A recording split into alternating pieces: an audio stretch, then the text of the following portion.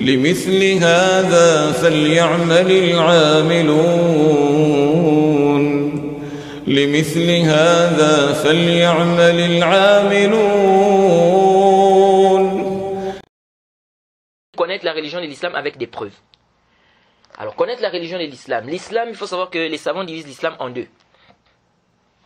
Nous avons l'islam de manière générale, nous avons l'islam de manière spécifique, ou l'islam particulier. L'islam de manière générale, c'est l'islam qui est venu avec tous les prophètes. Parce que vous devez savoir que tous les prophètes étaient des musulmans.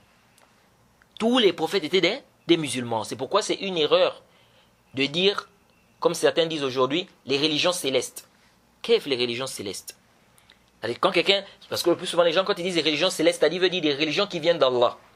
On n'a pas des religions qui viennent d'Allah. On n'a qu'une religion qui vient d'Allah subhanahu wa ta'ala, c'est l'islam. C'est pourquoi le prophète Mohammed sallallahu alayhi wa sallam dans le Sahih al-Bukhari, lorsqu'il a parlé des prophètes, il a dit quoi? Dinuhum wahid. Leur religion est une. Leur religion est une. Nous n'avons qu'une seule religion qu'Allah subhanahu wa ta'ala a révélée. On n'a pas plusieurs religions. Donc le christianisme, le bouddhisme, le judaïsme, tout ça, c'est des religions inventées. Donc il y a d'autres même qui disent les religions monothéistes.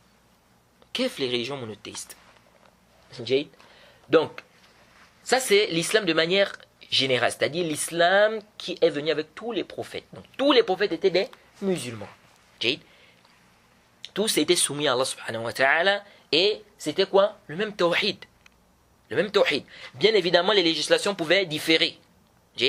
Par exemple, la prière, n'est-ce pas, ou bien le jeûne, à l'époque de Moussa alayhi salam, ça pouvait être, par exemple, c'est un exemple, ça pouvait être différent, par exemple, de la prière dans notre législation. C'est un exemple.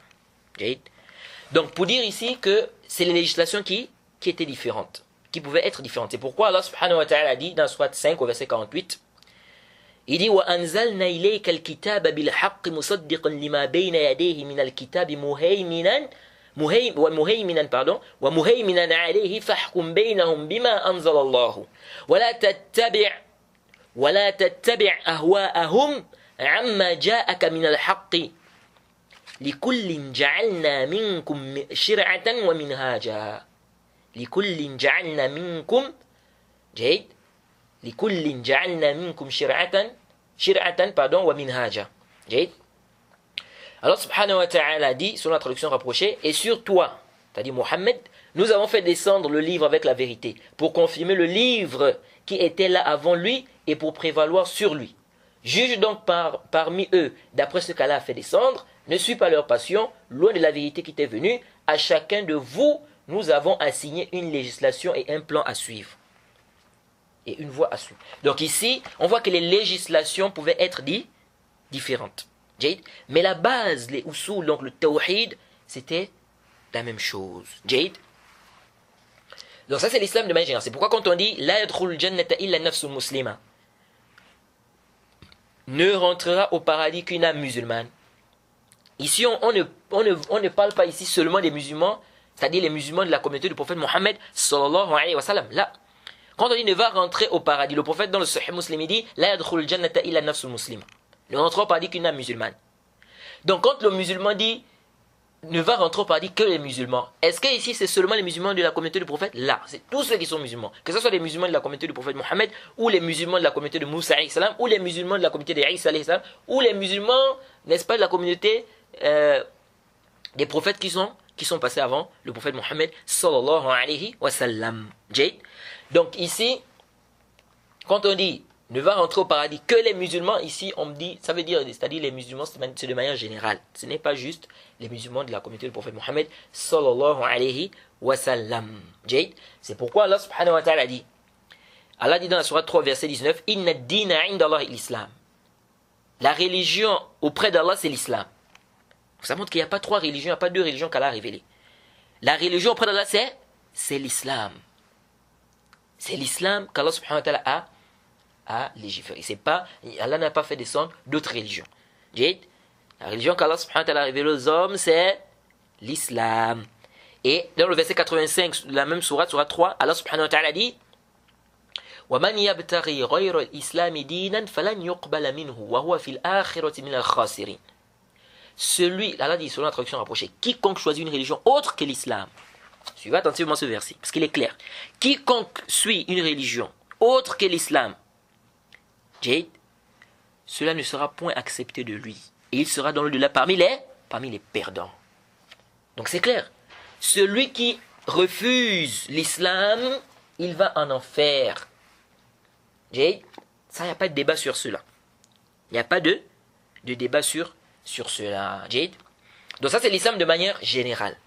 Ensuite, nous avons l'islam de manière spécifique.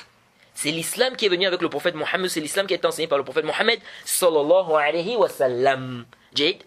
C'est pourquoi le prophète dit dans le Sahih Muslim, le hadith d'Abu Huraira, il dit لا يسمع بي أحد من هذه الأمة يهودي ولا نصراني ثم يموت ولم يؤمن بالذي أرسلت به إلا كان من أصحاب النار. Le prophète dit, il n'y a aucune personne, le prophète dit, il n'y a aucune personne de cette communauté qui va entendre parler de moi, Mohammed. Qu'elle soit juive ou chrétienne, elle refuse de croire au message avec lequel on m'a envoyé sans qu'elle ne fasse partie des gens de l'enfer. Donc ce hadith est clair.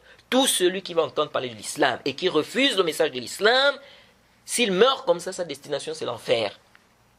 Sa destination c'est l'enfer. C'est pourquoi Allah subhanahu wa ta'ala a été clair dans le Coran. Parce qu'il y en a qui viennent et disent, non mais comment ça, parfois il y a des chrétiens qui sont bien, ils font du bien, etc. Tout le bien qu'il est en train de faire là, ça ne lui servira à rien du tout yawm al-qiyamah. Naam, ça peut lui servir ici-bas. Parce qu'Allah subhanahu wa ta'ala, un mécréant par exemple qui fait du bien, Allah subhanahu wa ta'ala va le récompenser ici-bas. Allah va lui donner des récompenses ici-bas. C'est-à-dire Allah subhanahu wa ta'ala peut lui donner des richesses.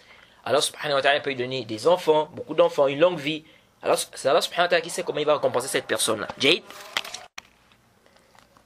Allah subhanahu wa ta'ala dit Inna allazina kafaru min ahli al-kitabi wal mushrikina fi an-nari jahannama khalidina fiha ulaika hum sharrul bariyya.